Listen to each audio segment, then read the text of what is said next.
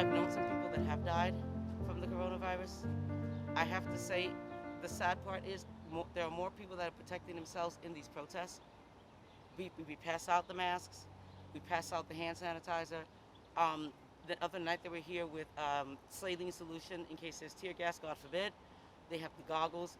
We keep each other safe and we take care of each other. I don't see that outside of here. I can go up the street, I can go to Second Avenue, and I see a lot of people, the pandemic is over.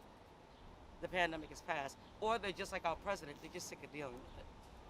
But yet we're over 150,000 dead. And I've known some of those people. Every one of those people that died have family, they had friends, some of them had pets, they had a life. And I don't see this government having any pity for the dead, let alone the living. Let alone the living. I have seen people living it was very fearful here in New York. And I didn't feel that the rest of the country understood that fear until it spread. And I want a lot of people here to remember what we've been through, because we're basically taking care of each other. We have no president. We are taking care of each other. We are keeping each other safe. We are keeping each other away from disinformation. And if you hear any type of disinformation, right away you tell your family and friends that it's not true. Please read up on something else, because that's what we have to do. You can't trust the briefings. We're following Fauci no matter where he goes to speak. I mean, I've seen the poverty.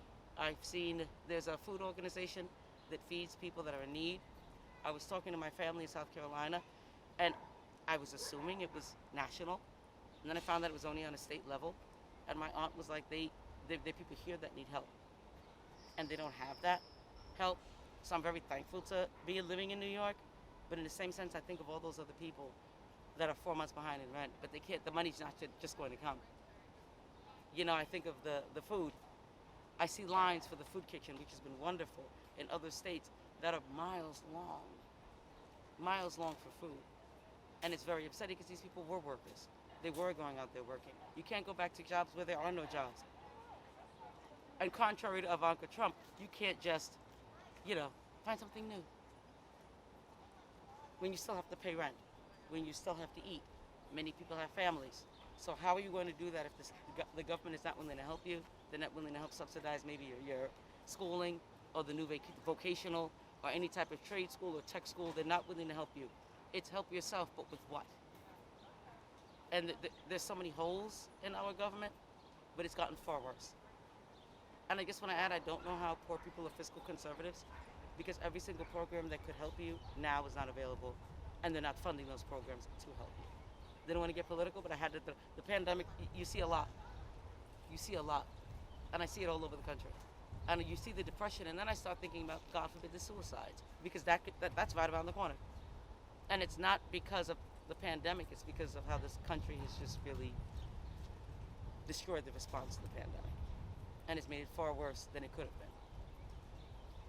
So that's why looking at my family and my community. My family to me is my community. So looking at my community and the effects, it's very disheartening to see what has happened and to see what's not happening.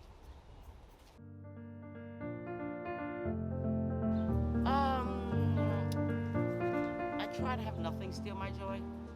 I have a pet care business, so I figure if I'm not working, I'm working here. If I'm not working, I'm working for justice. I was just telling you earlier, I went to NYCHA, and they had a conference there because they haven't had electricity for almost 9 days. So we're talking about whatever medical equipment you're on, elevators are broken. If you're on the high floors, you're basically trapped. So I try to turn that energy into something positive and not wallow. This is not the time to do that. We will never get this chance again. So I use that time positively for growth and to help out where need be. So that's the balance between balancing the poverty, but yet what you're doing is rewarding mentally and emotionally. So that's why I sort of keep it sane